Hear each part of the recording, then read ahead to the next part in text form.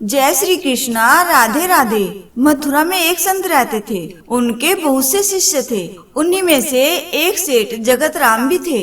जगत राम का लंबा चौड़ा कारोबार था। वे कारोबार के सिलसिले में दूर दूर की यात्राएं किया करते थे। एक बार वे कारोबार के सिलसिले में कन्नौज गए।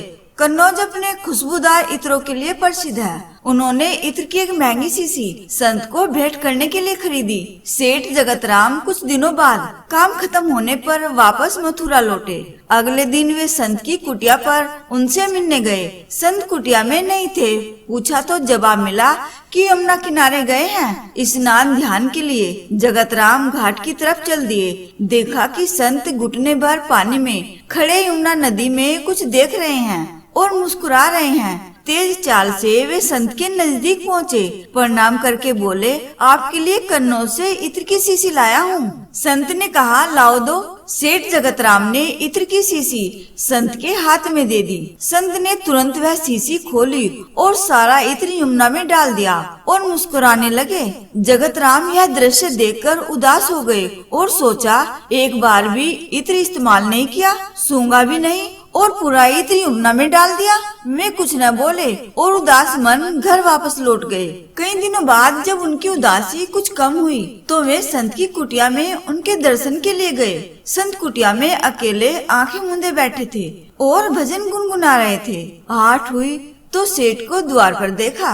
प्रसन्न होकर उन्हें पास बुलाया और कहा, उस दिन तुम्हारा इत्र बड़ा काम कर गया। सेठ ने आश्चर्य से संत की तरफ देखा और पूछा, मैं कुछ समझा नहीं। संत ने कहा, उस दिन यमुना में राधा जी और श्री कृष्ण जी की होली हो रही थी। श्री राधा जी ने श्री कृष्ण जी के ऊपर रंग डालने के लिए जैसे ही बर्तन में पिचकारी डाली, उसी समय मैंने तुम्हारा लाया इत्र बर्तन में डाल दिया। सारा इत्र पिचकारी से रंग के साथ श्री कृष्ण जी के शरीर पर चला गया और भगवान श्री कृष्ण इत्र की महक से महकने लगे। तुम्हारे लाए इत्र ने श्री कृष्ण जी और श्री राधा रानी की होली में एक नया रंग भर दिया। तुम्हारी वजह से मुझे भी श्री कृष्ण और श्री राधा रानी की कृपा प्राप्त हुई। सेठ जगत राम संत को बड़ी हैरानी से देख रहे थे। उनकी कुछ समझ में ही नहीं आ रहा था। संत ने सेठ की आंखों में अविश्वास की झलक देखी तो कहा, शायद तुम्हें मेरी कही बात पर विश्वास नहीं हो रहा। जाओ मथुरा के सभी श्री कृष्ण जी राधा रानी के मंदिरों के दर्शन कराओ, फिर कुछ कहना। सेठ जगत राम मथुरा में स्थित सभी श्री कृष्ण राधा के मंदिरों में गए। उन्हें सभी मंदिरों में श्री कृष्ण राधा रानी की मूर्ति से अपने इत्र की महक आती प्रतीत हुई। सेठ जगत राम का इत्र श्री कृष्ण जी और श्री राधा रानी ने स्वीकार कर लिया था। वे संत की कुटिया में वापस लौटे और संत के चरणों में गिर पड़े। सेठ की आंखों से आंसुओं की धारा बह निकली और उसे संत जी का अधिकार मालूम हुआ। संत की आंखें भी प्रभु श्री कृष्ण जी की याद में गीली हो गई।